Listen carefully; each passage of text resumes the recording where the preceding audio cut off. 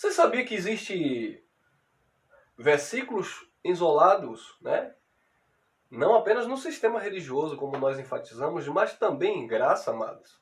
E é muito interessante isso porque algumas pessoas podem usar esse texto fora do contexto, sabe, para criar uma ideia contrária ao conceito daquilo que o texto está se referindo.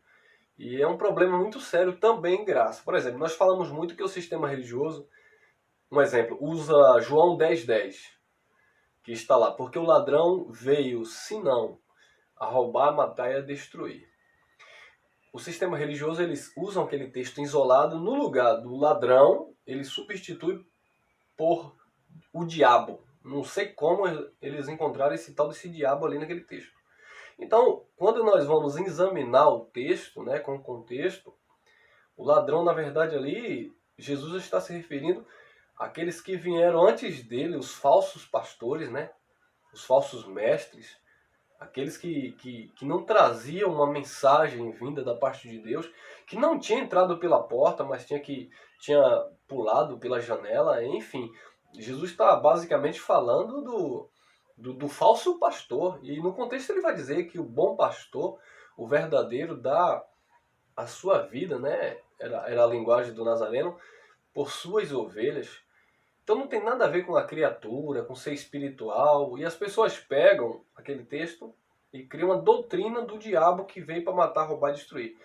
Certa irmã esteve em uma reunião comigo, com o ministério, e no final da reunião, quando eu expliquei sobre esse texto, ela disse: mas irmão, eu passei 30 anos em uma igreja acreditando que esse texto se referia ao diabo que veio matar e roubar e destruir.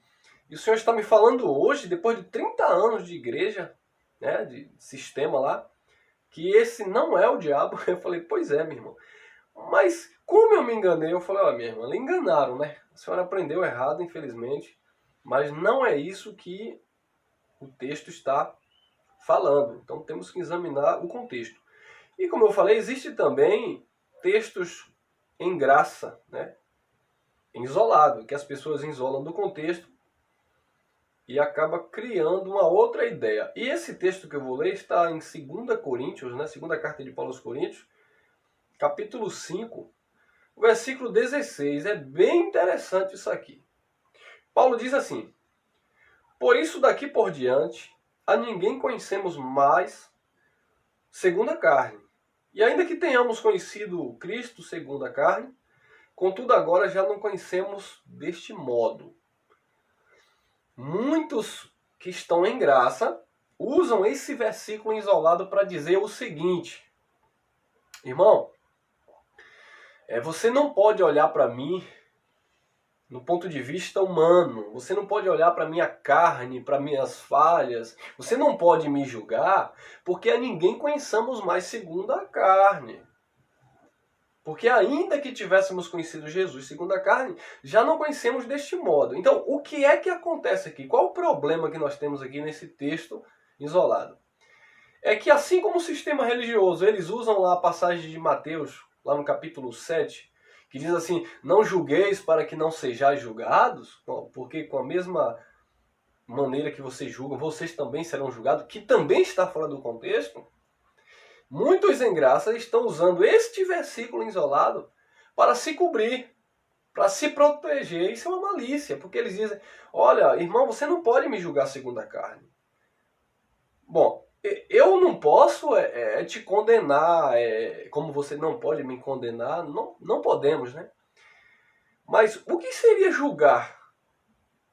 Analisar uma coisa, se está certa, se está com coerência com a vontade de Deus, se é uma verdade. Um exemplo, Paulo julgou Pedro. E aí? Se Paulo fosse surpreendido por Pedro com essa leitura, imagine Pedro olhando para Paulo e dizendo: irmão Paulo, a ninguém conheçamos mais segundo a carne. Imagine se Pedro tivesse usado esse argumento.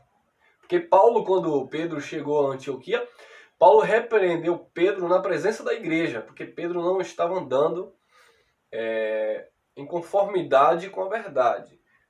Pedro estava agindo de malícia, né? Pedro não estava na verdade. Pedro era um dissimulado. Foi isso que Paulo falou, que Pedro estava dissimulando. Então, amados, Paulo julgou Pedro? Sim. Paulo olhou para Pedro segundo a sua prática humana? Claro que olhou. E tanto é que Paulo repreendeu Pedro na presença da igreja, não foi nem no escritório, nos bastidores.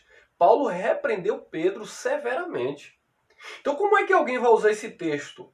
Por isso daqui por diante ninguém conheçamos mais segundo a carne, ainda que tenhamos conhecido Cristo segundo a carne. Contudo, já agora não conhecemos deste modo. Então você, irmão, não pode falar de mim se, por exemplo, eu estou na graça, eu sou predestinado, mas se você me vê tomando uma cervejinha, você não tem que falar nada. Bom, eu não tenho nada a ver com a sua vida. Você faz da sua vida o que você quiser. Agora, você não pode dizer que você não será julgado, você não pode dizer que as pessoas não vão te observar e te analisar, você se dizendo cristão, você se dizendo conhecedor da palavra, e você vivendo em obras da carne, e você agora vai se esconder nesse texto porque ninguém pode te julgar segundo a carne. É um equívoco, amado. Imagina que eu estou aqui ministrando essa palavra, e alguém me pega, sabe, na esquina com a cara cheia de cachaça, ou fazendo qualquer coisa que vocês sabem, que nós conhecemos pela palavra, que não agrada a Deus. E aí você, não, afinal de contas, o irmão Elcio, ele ministra a palavra, ele conhece a palavra, ele está na graça, então ele pode fazer o que ele quiser, a gente não pode julgar o irmão Elcio segundo a carne. Se o irmão Elcio trai a esposa, se o irmão Elcio compra e não paga, vocês estão entendendo o problema disso aqui? Então isso aqui está dentro de um contexto. Quando Paulo está dizendo, no versículo 16, por isso, daqui em diante ninguém conheçamos mais segundo a carne, ainda que tenhamos conhecido Cristo segundo a carne, já não conhecemos deste modo. Paulo está falando aqui, amado, de uma mudança das alianças. Olhem o contexto, analise o contexto, que você vai entender no versículo 17, pelo que, se alguém está em Cristo, nova criatura é, as coisas velhas se passaram, eis que tudo se fez novo. E o que foi de velho que passou?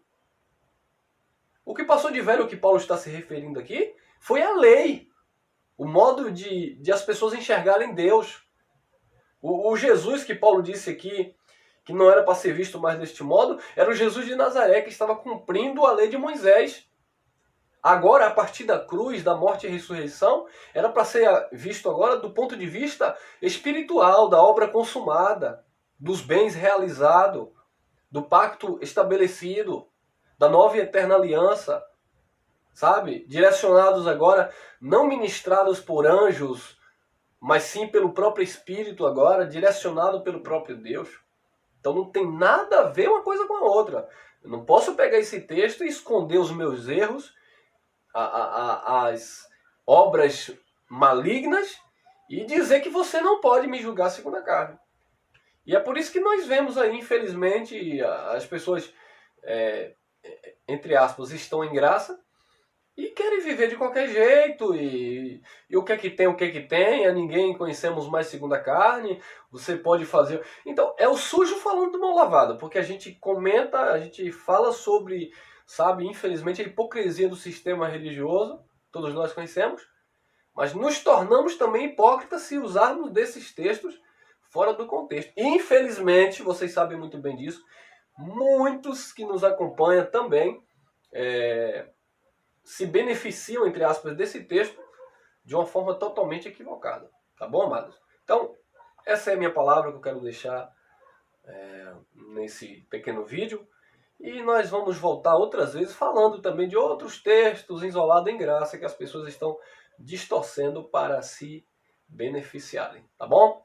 Que a graça e a paz do Senhor esteja com o teu coração, que você esteja crescendo a cada dia no amor do Pai. Graça e paz. Até a próxima.